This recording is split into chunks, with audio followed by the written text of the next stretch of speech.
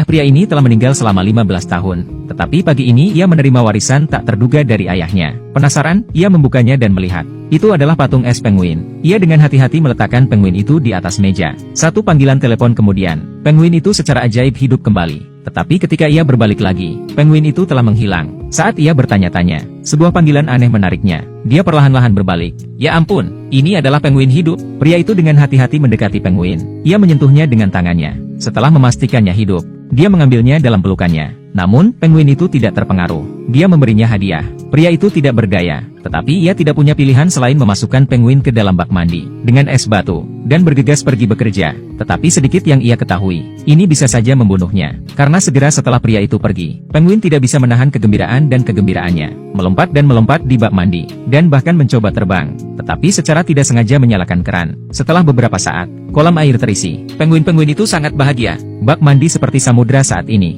Dia berenang di dalamnya. Di malam hari, Mike si pria pulang dari kerja. Ia hendak pergi ke toilet untuk memeriksa penguin itu. Dan ketika ia membuka pintu,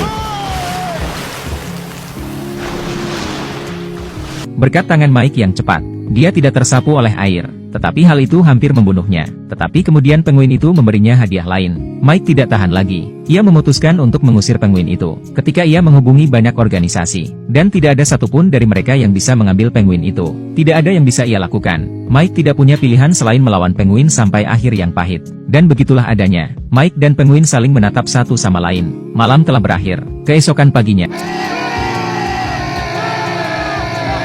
jam alarm penguin membangunkan Mike. Mike tidak tahan lagi. Ia melemparkan penguin itu tepat di luar pintu. Penguin itu tampaknya telah melekat pada Mike. Ia tidak ingin pergi. Jadi Mike melemparkan air dari vas ke lantai, mengambil penguin. Selamat tinggal. Mike senang bisa menyingkirkan penguin itu. Tetapi ia dihentikan oleh seorang penjaga keamanan tepat saat ia keluar dari lift. Petugas keamanan yang baik hati membantu Mike menemukan penguin itu. Mike segera menyangkalnya. Tetapi semua buktinya ada di sana. Mike tidak punya pilihan selain membawa penguin itu pergi. Untuk menjaga rahasia penjaga keamanan, dia juga membayar petugas keamanan untuk tutup mulut. Itu adalah sebuah kerugian. Penguin itu tidak dikirim pergi dan dia kehilangan uang. Tetapi kemudian ada kejutan. Seekor penguin mematahkan hati Mike. Kemudian 5 lagi datang. Penguin baru tidak malu-malu. Beberapa datang mencari makanan mereka sendiri. Beberapa pergi untuk berendam di toilet terlebih dahulu. Kelompok penguin ini sangat pandai memecah rumah. Berhadapan dengan penguin-penguin ini, Mike mengalami kesulitan. Dan saat itulah, mantan istri Mike sedang berkunjung bersama anak-anaknya. Yang mengejutkan, anak-anak sangat menyukai penguin. Hal ini membuat anak-anak dan Mike semakin dekat.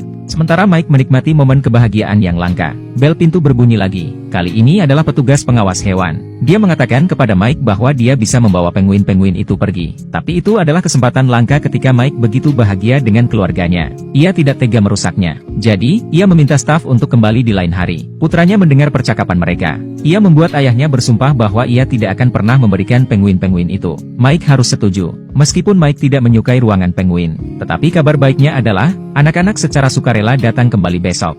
Hal ini tentu saja membuat Mike, yang biasanya hanya melihat anak-anaknya setiap setengah bulan sekali, merasa senang. Tetapi bagaimana bergaul dengan 6 penguin? Itu adalah tugas yang sulit bagi Mike.